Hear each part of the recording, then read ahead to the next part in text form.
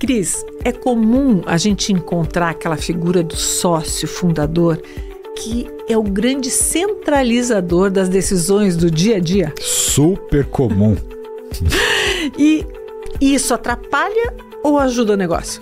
Você sabe que com o passar do tempo eu fui entendendo que isso tem mais aspectos negativos. Tem alguns positivos, mas com muita ressalva. E quais são esses aspectos positivos e que ressalvas são essas? Eu acho assim, olha, você pode ter um pouco mais de controle e visão do seu negócio, você corre menor risco da estratégia descarrilhar, você consegue às vezes resolver mais rapidamente, né, qualquer tipo de solução, mas eu acho que isso tem um prazo de validade, ele é curto. Uhum. E quais são os impactos de uma gestão centralizadora? Eu acho que impacta diretamente assim na sucessão, impacta no desenvolvimento de pessoas, na tomada de decisão, né, no atraso, na morosidade de uma série de coisas. Qual é a saída para um gestor centralizador, né, para que ele possa dividir mais e envolver mais pessoas nas suas decisões ou nas decisões do negócio? Eu acho assim, a mais difícil é a tomada de consciência dos efeitos que isso provoca, né? Uhum. Se quem está do lado do centralizador consegue dizer, apontar isso como feedback, é uma grande saída, né? E acho que de uma maneira geral, projetos de implantação de governança tratam bastante desse tema.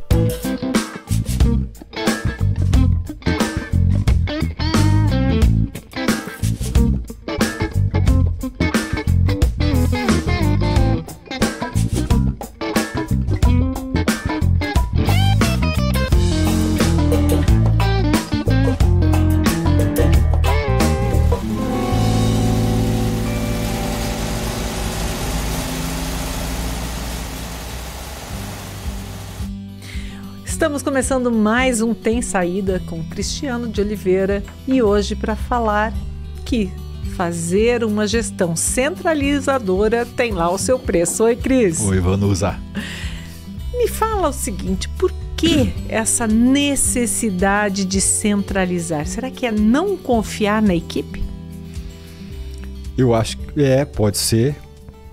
Se a gente pensar na figura do fundador, dono de empresa, né, que criou o negócio. Aham. Né? É um filho, né? Sim. A gente não entrega filho para qualquer um. Você não entrega para qualquer um. Você não deixa qualquer um falar o que o teu filho tem que fazer. Uhum. Né? Você dedica o tempo que for para o teu filho. Né? Eu acho que, e assim, quem não é fundador talvez não vai ter essa experiência, mas você criar alguma coisa, Uhum. passa pela fase de planejar, de gestação, né? Depois tem o parto do negócio, tá de pé. Eu acho que o vínculo que o sócio, o fundador cria com esse negócio, ele é muito forte. Uhum. Deve ter pensado, nasceu da cabeça de uma ideia, deve ter pensado muito nessa ideia durante muito tempo. Às vezes é um sonho que está realizando, às vezes é um projeto que já estava há muito tempo querendo ser desincubado. Né?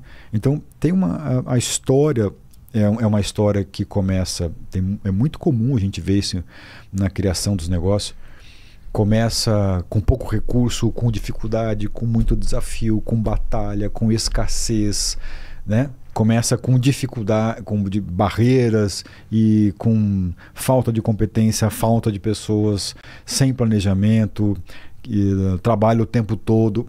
Eu acho que isso cria um vínculo muito grande, assim, quem sabe aqui sou eu. Então não é só um vínculo empresarial, é um laço emocional. O ponto afetivo é muito forte nisso. Né? Uhum. Eu acho que o laço emotivo, emocional, a afetividade, é o carinho, né, que o dono tem pelo negócio. Eu me lembro uma vez que eu estava lá num projeto chamava Promessas. Eram pequenas empresas que recebiam oferta assim, de coach, de mentoria, de advisors para dar dica dos seus negócios para esses sócios que estavam criando lá os seus negócios. Eram sócios fundadores no início dos seus projetos. Cara, os sócios faziam de tudo pelo negócio. vende o carro, pega dinheiro que não tem, Sim. faz isso, faz aquilo. Então, São assim, sacrifícios, né? não é? Eu acho que todo o nascimento é muito bonito até chega a ser inspirador você poder dedicar um tempo e olhar as histórias como as coisas aconteceram. Pega grandes empresários e pede para eles voltar no tempo e ver esses TED aí que eles gravam, etc., de como é que eles começaram. É muito inspirador isso daí. E é inspirador por quê? Porque tem sacrifício, porque tem desafio, porque tem que cria sem condição, faz sem recurso, né? Os velhos ditados, dá nó em pingo d'água, do limão à limonada, e toma 2, 3, 4, 5 tombos, levanta toda vez e começa de novo. Não tem medo, tem uma série de medos, mas supera o medo, não tem cabeça baixa, machuca, levanta de novo, não desiste. São histórias que inspiram. Então você imagina um laço, né? Eu lembro até de uma história de um norte-americano que fundou uma empresa na área da beleza, que ele vendeu tudo que ele tinha e ele dormia no carro para poder colocar o negócio para andar. Sério? Olha lá. Então é assim, realmente exige às vezes muito sacrifício, né? E como liberar isso? O que você faz? Eu faço o que tem que fazer. O que tiver que ser feito. Né? Essa é a cabeça do dono, né? De fazer, o dono fundador, né? Então, você imagina o laço que é construído. É óbvio que é natural a gente esperar uma dose de centralização. Né? Agora, o que não pode é uma centralização quase que total, assim, né, Cris? Eu digo que no andar, no caminho dos negócios, chega um momento que o seu negócio vai crescendo e vai tendo pessoas, chega num momento que é crucial a gente tocar nessa questão da centralização. Na transição de gerações isso impacta muito, né? No aumento de pessoas, na construção, na necessidade de cargos de liderança, isso impacta muito, tomada de decisão, sucessão, e autonomia, alçada, independência, são coisas que líderes que estão ao lado desse que é centralizador sofrem e reclamam muito, né?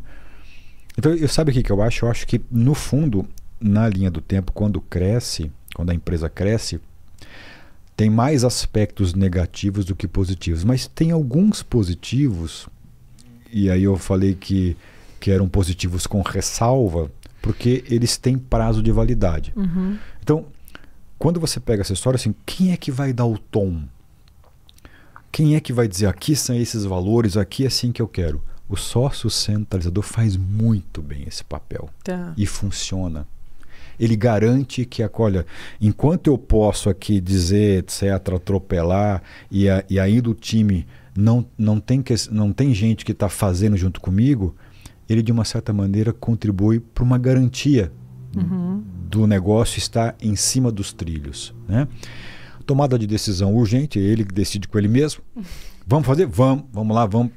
E enquanto você está crescendo, enquanto você tem uma fase de expansão inicial, eu acho que traz aspectos positivos. Agora, por que com ressalva? Porque depois que tem um certo número de pessoas, especialmente depois que você traz alguns líderes, né, que você já não está dando mais conta sozinho, que você precisa do outro, precisa dividir, e vai exigir dessa pessoa que é centralizadora a capacidade de delegar, de dar uma alçada, e para esse cara aprender a fazer isso não é fácil, né? Então eu acho que nesse ponto ela começa a trazer mais aspectos negativos, porque o time que está do lado, seja ele da família, sejam gerações abaixo, ou seja pessoas contratadas, é natural, né, Vanusa? Você pensa assim, eu entro numa empresa, eu vou crescendo, eu vou ganhando espaço, eu vou criando um pouco. Todo mundo tem os seus ideais, todo mundo tem as suas perspectivas, tem os seus objetivos, querem se desenvolver, querem prosperar, querem ganhar mais dinheiro. E todo mundo quer isso. Então, a reboque ao lado de tudo isso vem junto. Ok, mas eu não quero só mais dinheiro no meu bolso. Eu quero decidir mais, eu quero participar mais. Eu quero também opinar. Pô, faz 10 anos que eu escuto, é assim que acontece. Agora estou com vontade de falar, e se fosse um pouco diferente? E se a gente acrescentasse isso? Isso é natural do ser humano. Quando isso começa a acontecer, se esse sócio fundador permanece nessa figura de centralizador, dá pau. Agora, por outro lado, é muito desgastante também para o centralizador manter essa postura, né? De continuar... centralizando tudo nele. Porque quando vai crescendo ele não dá conta. Né? Então eu tenho alguns exemplos assim que eu venho colecionando, porque eu acho que quase todas as empresas que de uma certa maneira eu assessoro desse ambiente de empresas familiares. Tá. Capital fechado, com a presença do sócio gestor. Olha, acho que eu nunca vi um fundador que não é centralizador. Eu nunca vi, estou pensando aqui, acho que eu não conheço essa figura. Depois ela pode aprender, né?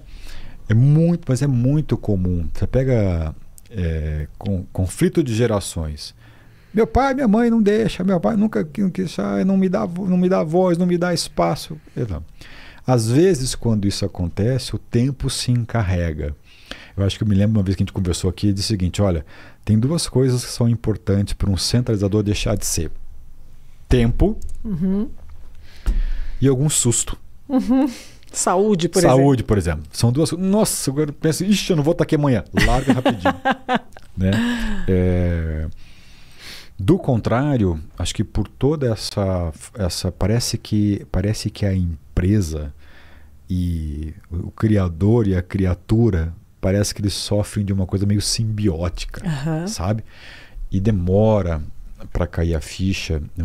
Quanto mais rápido esses fundadores tiverem líderes, ou que pensam parecido, ou que ele confie de que estão conduzindo os negócios, que estão caminhando, mais difícil é ele delegar. O problema é que, como ele não delega, ele também não consegue fazer com que essa figura da pessoa que vai ser o sucessor apareça, que ela desabroche. Né?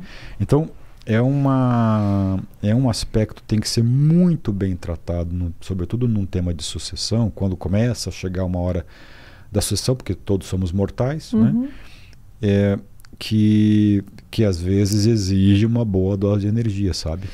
E tem eu penso que nas empresas familiares tenha uma dose extra de complicação aí, porque se os filhos estão lá junto do pai, e o pai é centralizador, o pai é o criador, o pai é a figura admirada de alguma maneira, também para os filhos deve ser difícil não centralizar nos pais algumas decisões. No pai, no caso, que é fundador, digamos. Como é que é para os filhos? O filho que está ali do lado, trabalhando junto, admirando o pai, tendo uma história, ele também deve ter uma certa dificuldade, não só o pai de largar, mas o próprio filho de tomar algumas decisões por conta própria e tal, porque tem essa relação de respeito e admiração. E tem uma relação, sem dúvida. E além disso, tem uma relação que é ali decide.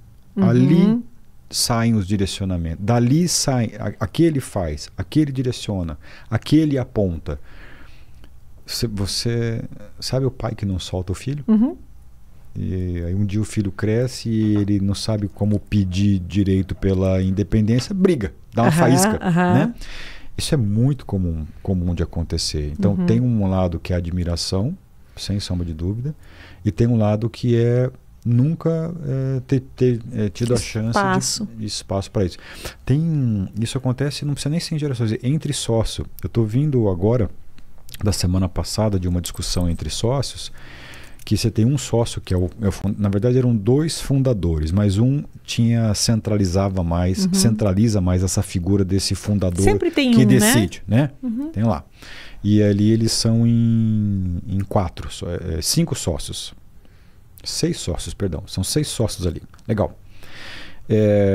Todos eles muito machucados, já estão há 15 anos juntos. Todos eles muito machucados, em que sentido? Porque estão ficando um pouco sem paciência. Quando esse sócio fundador foi reunindo todos eles, hoje eles são em 6, vieram 5 pessoas para estar com ele. No começo, era um olhar de admiração. Puxa, A cabeça, ideia, fervilha, brilhante, tem, como é que é, enxerga longe, tem perspectiva, sabe para onde conduzir. Poxa, eu vou me grudar nessa pessoa porque aqui a gente vai estar junto, é uma segurança para mim, eu estou começando agora, estamos iniciando um negócio novo, é bom alguém que me dê esse respaldo. Acontece que esses sócios, depois de 15 anos, cresceram e amadureceram. E aí também tem vontade de ter as suas autonomias, de ter a sua independência e também de dar pitacos no negócio. Mas esse aqui ainda continua com a posição centralizadora. Então o que essa sociedade está vivendo agora é uma espécie de uma tentativa desses que eram admiradores, pararam de admirar, porque com o tempo você vai conhecendo as virtudes e as não virtudes, não é assim que acontece? Tipo um casamento. As pessoas vão se revelando, poxa vida, esses olhos belos também tem uma série de outras coisas que eu não enxergava, né? Então você vai vendo que essa população vai crescendo, não sabe como dar essa diretriz, porque assumiram um papel de admiradores durante muito tempo. Não é fácil enfrentar alguém que sempre foi o grande direcionador. Estão fazendo isso sem jeito, sem preparo. Aí começam a espetar, começam a dar. Os conflitos nascem daí. É isso que eu estou querendo te dizer. Não se fala abertamente o que está acontecendo. O centralizador precisa aprender a deixar de ser. Aquele que é o admirador também precisa aprender a deixar de ser admirador. Então buscar a comportar isso, se o centralizador continua firme, não é muito fácil. Agora, também, será que o centralizador ele acaba criando digamos assim, todas as pessoas que estão ao entorno dele acabam sendo mais preguiçosas, digamos assim, porque tem alguém que resolve. Se acomoda. Elas ficam acomodadas, né? Se acomoda, né? O engraçado é que, repare e vê se não funciona assim. Pensa aí nas experiências que você tem. O acomodado, em algum momento, mesmo que ele esteja numa posição de conforto, parece que em algum momento ele é domado, ou é dominado assim, pelo agora eu também quero fazer. Agora eu também quero falar. Estou cansado de não falar, estou cansado de não opinar, estou cansado de não decidir, estou cansado de ser um seguidor. Parece que é meio natural do ser humano. Então, em algum momento, ele quer colocar. Só que se ele tem muitos anos de experiência de ser um admirador e de estar numa posição de conforto, vamos combinar que ele também precisa aprender a fazer isso. É isso que eu ia dizer, às vezes não desenvolve algumas habilidades, porque fica sempre naquela posição, deixando que o outro leve a coisa adiante e não desenvolve habilidades importantes, como da própria comunicação, né? E também da tomada de decisão. Isso é uma habilidade que tem que ser treinada, né? No dia a dia. Você vai treinando, você vai e esse negócio você tem que treinar no dia a dia e em dose homeopática. Então você está 10 anos acumulando. Quando se você for falar, você vai despejar 10 anos. Sim. Dá ruim. É a mesma coisa que nos relacionamentos pessoais nossos. Você não vai ficar guardando 10, 15 anos uma coisa. Se você um dia sentar e você for falar, você periga se magoar e magoar o outro. Vai perder a mão, espeta, né? Então, o processo de confrontar o admirador, nós estamos usando essa caricatura, com o centralizador, também tem que ser em dose homeopática, ele tem que ser planejado, não é da noite para o dia que isso acontece, né? Ambos não sabem mudar de comportamento. 10, 20, 30 anos de um jeito, como é que você muda isso da noite para o dia? Isso tem que aprender. Então você vai mudar até onde der. Vai mudar até aquele limite que comporte novos desejos, novas necessidades, uma nova dinâmica desse relacionamento. E quando a gente fala de família trabalhando junto, fica mais difícil tudo isso, né? Super mais difícil, porque daí não são 10 anos de empresa, de repente vida. São 50 anos de vida. Né? É complicado. Lembra assim, eu tenho um almoço no final de semana, Ali é um outro personagem. Uma coisa que é muito difícil quando a gente fala em governança, tem essa questão dos papéis e das responsabilidades, né? Em familiares. Então já não é fácil ser dono e ser executivo. E agora, ser dono, executivo e pai, sobrinho, genro, tia, mãe, é mais um papel ainda que no final de semana vem para bagunçar um pouco essa clareza que deveria ter nos papéis. Então é mais difícil ainda, né? E você lembra de alguma situação em que alguém que era centralizador dentro da empresa e teve dificuldade para mudar de papel, quando mudou, viu que o peso saiu das costas, ficou muito mais feliz? Eu lembro. Olha, todas elas com muita dificuldade. Todas elas foram com bastante esforço, né? Tem um momento que eu chamo de parece que é uma espécie de um clique mágico, assim. É um momento do clique. Você não sabe por que acontece na cabeça do fundador, mas você sabe que em algum momento dá esse clique. Então, quem está embaixo, seja familiar da geração, ou seja executivo, que convive há 10, 20 ou 30 anos, fala assim, não, ele ou ela não vai mudar. Não, essa aí é assim, ó. Ixi, mas esquece, deixa falar, aguenta, firme, que depois eu vou embora. Então você começa a perceber que existe uma série de desmotivação, de não dedicação da energia mais para uma série de assuntos, uma série de discussões. Porque ali não adianta. Vai morrer assim, né? É muito comum. Aí um belo dia acontece, o cara mudou. Aí o pessoal olha e fala, o que aconteceu? Faz 40 anos que é assim. Quando eu entro num projeto de governo, me lembro de uma situação, eu estava num filho, pai de 70, filho de 40. E era bem essa discussão, né? E eu dizendo para o filho, cara, o teu pai está querendo que você vire de fato agora o sucessor, ele quer preparar para isso, tem uma janela de um ano. Não, meu pai não vai fazer isso. Não, cara, faz 15 anos que eu peço isso para ele. Eu falei, mas eu acho que vai. Não vai, cara. Cris, não perca seu tempo. Não vai dar certo, vai dar certo. E ficamos discutindo isso. Passou lá uns 2, 3 meses, eu ajudei esse fundador a falar, porque ele também tinha dificuldade de passar isso. Eu ajudei, ele já sabia, ele já tinha me dado essa intenção, já tinha falado, olha, eu já poderia ter feito isso há mais tempo, mas não deu, minha cabeça não estava pronta. Eu também estava esperando o meu filho amadurecer um pouco mais, eu não enxergava algumas coisas que ele está fazendo, e já estava mais pronto do que eu imaginava, mas eu não enxergava, ou melhor, eu não queria enxergar, e foi me colocando, e eu falei assim, mas como é que você descobriu tudo isso agora? Aí ele falou assim, tô velho e tô pensando o seguinte. Aí eu pensei o seguinte, quanto mais tempo eu tenho, né?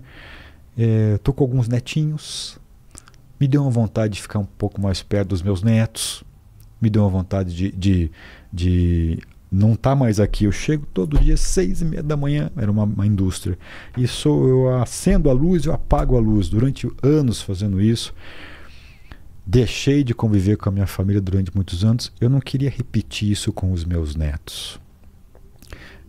A empresa é um filho para mim, e esse aqui foi um dos filhos que eu mais dediquei energia.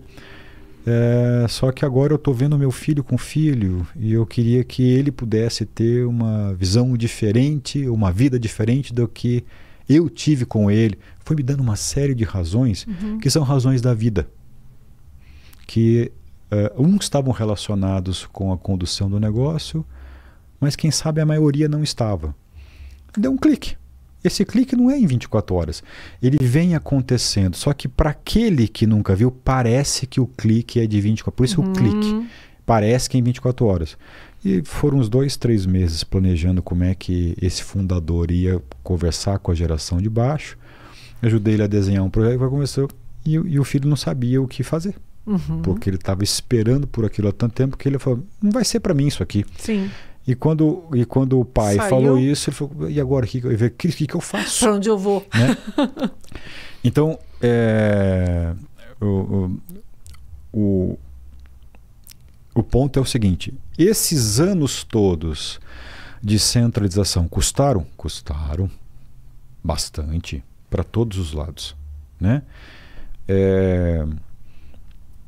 Esse filho que está assumindo essa cadeira agora vai ter que correr um pouco atrás para poder se preparar para entender como é que eu vou estar forte para exercer uma voz de comando, como o meu pai, não igual, mas como ele, uma empresa com 3.000 funcionários, como é que faz isso? Essa educação poderia ter começado um pouquinho antes. Vai começar agora. Então, é aquele velho ditado, antes tarde do que muito tarde. Isso cabe para todo mundo, né? Mas tudo tem o preço, né? Então, a centralização, pelo que eu percebo, né, quando essa dificuldade de delegar, seja por qualquer que seja a razão, e a gente já falou de algumas delas aqui, ela compromete engajamento, ela compromete sucessão, ela inibe sonhos e desejos de quem está embaixo, ela inibe aquilo que é natural quando as pessoas vão se desenvolvendo nos cargos de liderança, que é vontade de falar, vontade de escrever, vontade de desenhar, vontade de dizer, eu gostaria que fosse isso. Inibe o apetite de inovação, bloqueia soluções, ideias, desmotiva, bloqueia a fala. Não vou mais perder tempo falando porque eu sei que não vai dar em nada. Cria essa pessoa que transmite isso para o time. Então, assim, os desgastes são gigantescos. Quem tem sócio centralizador e está escutando a gente está se identificando com isso. Eu tenho certeza absoluta. Né?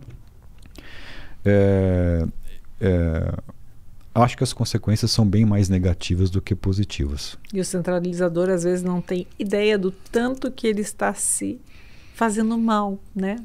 Deixando de conviver com pessoas, deixando de ouvir as pessoas, deixando de crescer até a partir das outras pessoas. E às vezes não tem nem consciência disso. Não tem essa consciência. Eu estou lembrando de um outro exemplo que acho que é legal comentar aqui para ilustrar, que é o seguinte, ali são todos jovens, são sócios de 40 anos.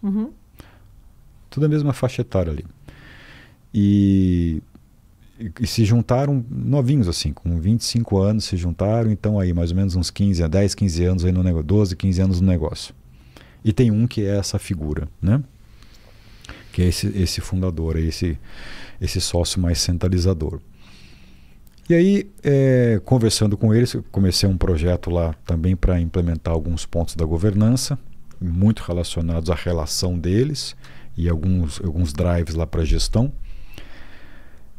E já identifiquei que tem muita reclamação e você tem assim como é que eu posso dizer? Uma falta de energia, uma falta de dedicação, um desinteresse dos outros sócios, porque ele sabe que no fundo, aquele lá é que vai dar a cartada, vai decidir a hora que ele quer decidir, né?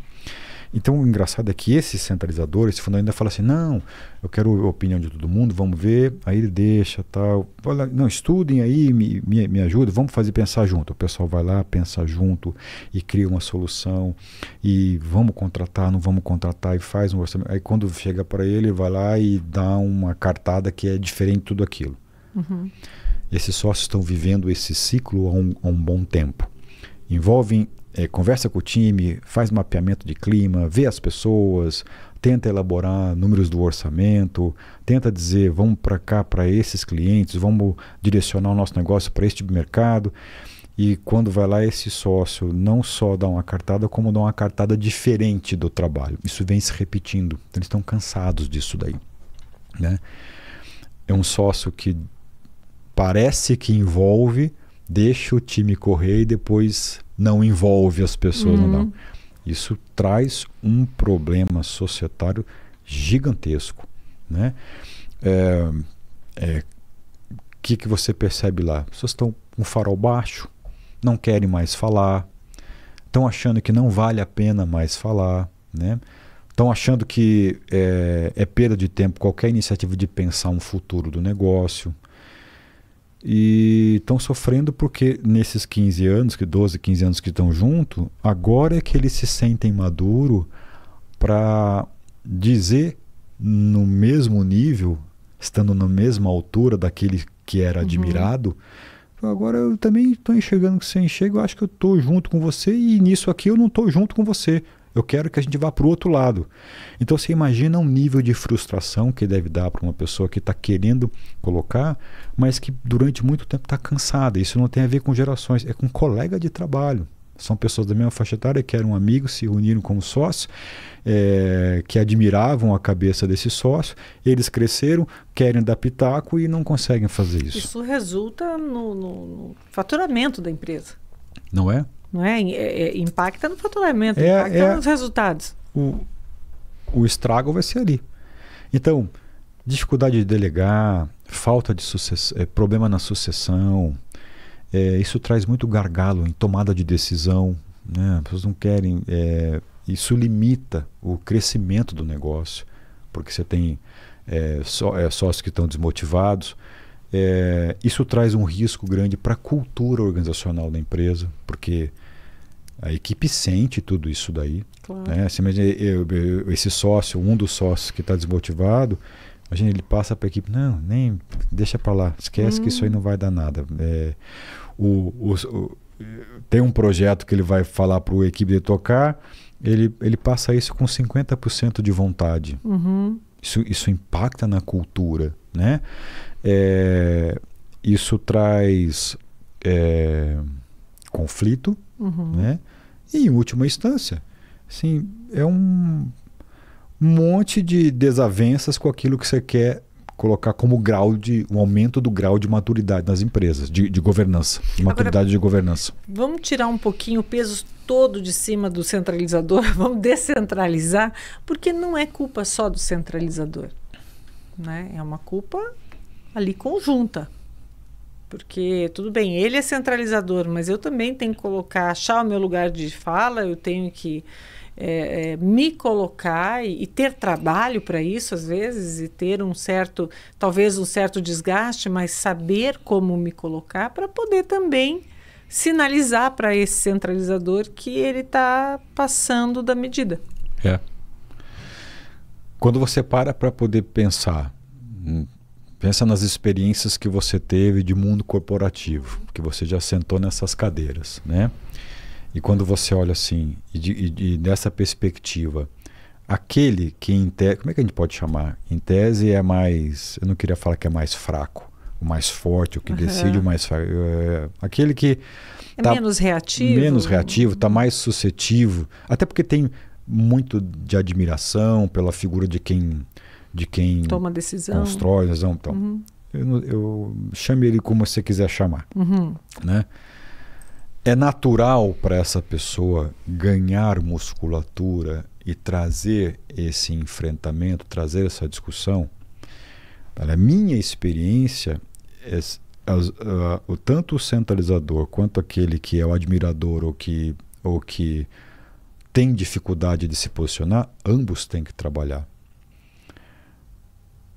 Quando eu atendia muitos processos de coaching, o jargão que a gente usava era assim: dá um jeito nesse aqui, porque isso tem a mão muito pesada. Chega, bate e diz não com facilidade, etc. E estraga todo mundo, desanima, desmotiva.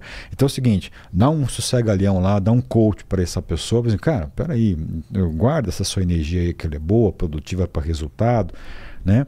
Mas assim, você está exagerando muito, você não deixa ninguém falar, não deixa ninguém pensar, é só você. Então, sossega um pouco, escuta mais as pessoas, porque tem contribuição interessante. Então, a gente tem que fazer com que essa pessoa tomasse consciência disso e desse um pouco a vez para o outro.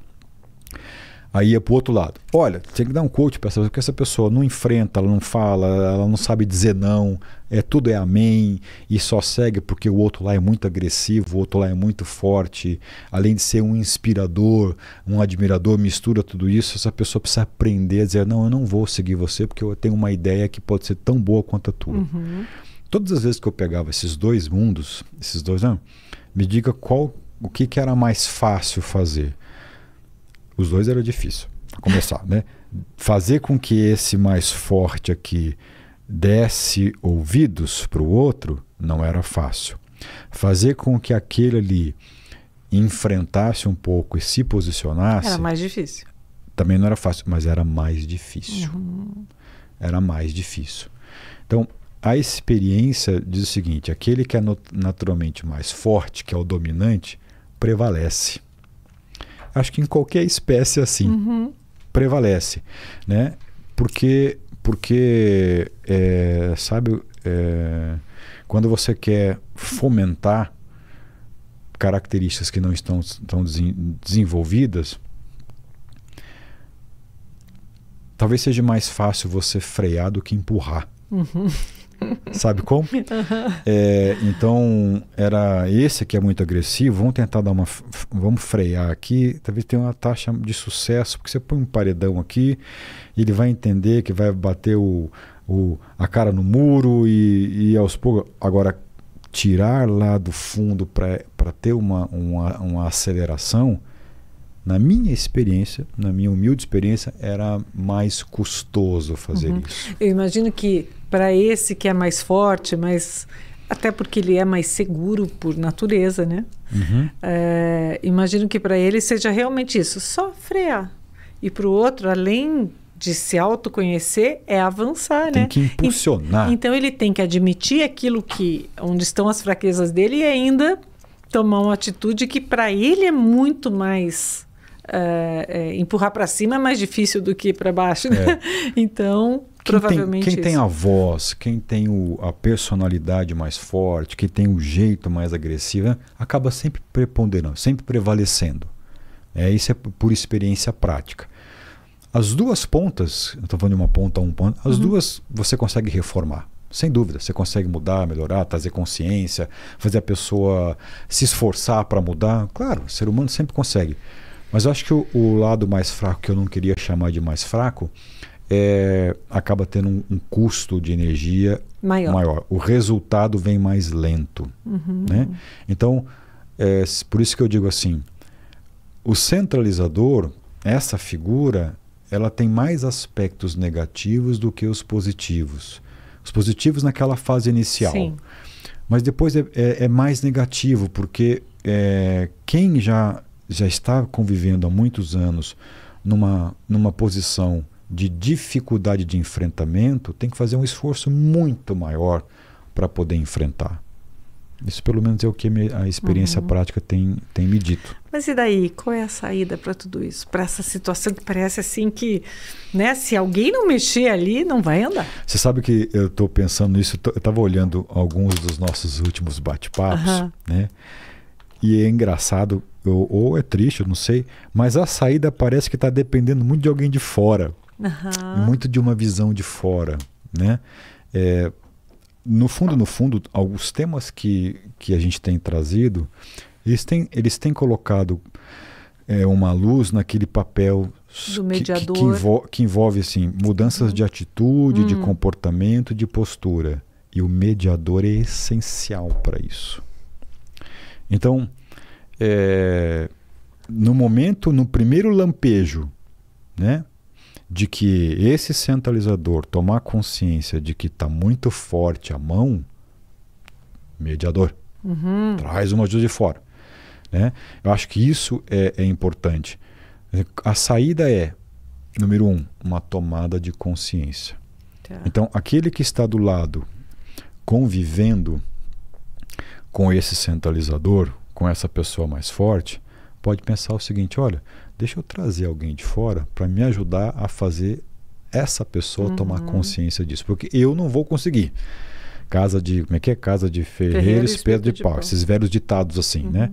É mais difícil de conseguir. Então, se a saída é tomada de consciência, como é que eu faço para que aquela pessoa possa tomar consciência? Buscar alguém de fora, buscar trabalhos, ferramentas que coloquem esse espelho, ou que digam, ou que mostrem, né, por A mais B, que justifique quais são os pontos que a empresa está perdendo em função de muitos anos nesse tipo de atitude descentralizador. Então, trazer evidências, achar pessoas que possam ajudar a canalizar uma série de informações com cuidado, com cautela, para esse que é mais... Eu acho que é uma saída. Saber escolher esse mediador também é importante, né, Cris? Porque se você escolhe um mediador que não tem esse perfil de mediação e vai colocar mais lenha na fogueira, pode piorar a situação. Piora e retrocede, você vai dar munição para mais 10 anos de sentar. Tá vendo? Você não vem para cá, que vem gente que querer mudar meu jeito, não dá. Não sabe nada essa pessoa, né?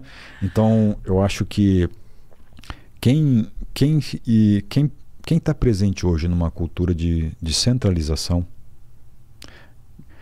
e está lutando contra isso, uma das saídas é alguém de fora que ajude a instrumentalizar a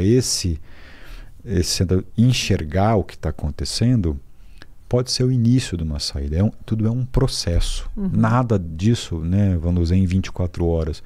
A governança, o comportamento, a atitude, a forma, as regras, os combinados, tudo isso você pode escrever, mas estratificar e enxergar isso impregnado no dia a dia leva tempo.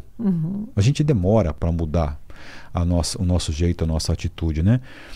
Mas acho que o começo é como é que eu faço esse centralizador tomar consciência de que agora está muito forte.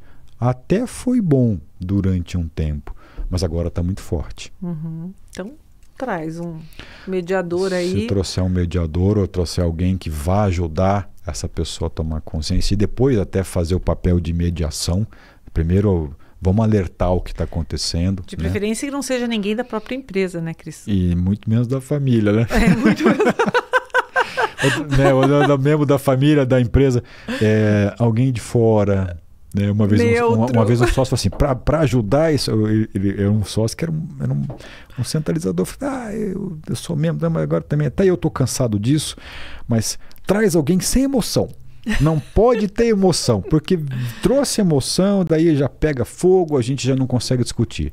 E é fato, alguém que é imparcial, que é neutro, etc., que consegue colocar com uma clareza quais são os efeitos negativos de uma cultura que está vivendo isso há muito tempo. Nossa, mas esse perfil não deve ser fácil de encontrar por aí. São alguns, né? Porque realmente alguém que consiga se manter, tem que ter muita experiência, conhecer muito os instrumentos que pode usar. Talvez até ser assim, como o Cristiano, tem um pezinho lá na psicologia, porque é muito difícil lidar com o ser humano. É muito difícil, principalmente quando envolve emoção.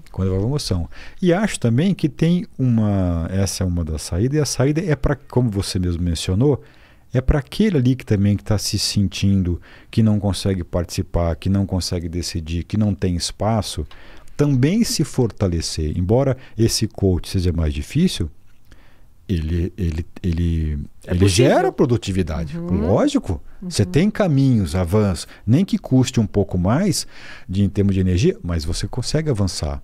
Aprender a enfrentar é possível. Aprender a dizer não é possível. Aprender a colocar também é possível, né? Aprender o jeito, o momento certo, a forma como você coloca sem irritar o outro, também é possível. Então, eu acho que a tomada de consciência de como é que eu trago alguém para ajudar a mostrar que a centralização dificulta e como é que eu trago alguém, pode ser a mesma pessoa ou outros recursos, de dizer o seguinte, olha, vocês que estão aqui convivendo com a situação também conseguem se fortalecerem para enfrentar um pouco isso. Acho que trabalhar nesses dois caminhos é super produtivo, né? Muito legal. E mais bacana, né? Um centralizador é capaz de provocar um monte de pessoas, ou melhor, de dominar de alguma maneira várias outras pessoas. Então esse movimento aqui é de muitos, aqui você só trabalha um. É interessante isso. Bom, acho que esse tema a gente pode de repente trabalhar de novo, mas do ponto de vista de quem se permite deixar na mão do centralizador. Também, Topa? Vamos embora, também tem muita coisa para falar disso daí. Muito legal. Obrigada, Cris. Obrigado a você. E aí, na sua empresa, como é que é? Tem a figura do centralizador? Como é que se resolve isso? Tá tudo bem ou já tá naquela fase do desgaste? Conta pra gente aqui e manda a sua sugestão, porque eu tenho saída, que é abordar temas que sejam importantes sempre para você e para sua empresa familiar, né, Cris? Isso daí, vamos usar. Tchau, Cris. Tchau, pessoal. Até a próxima. Até. Tchau, pessoal.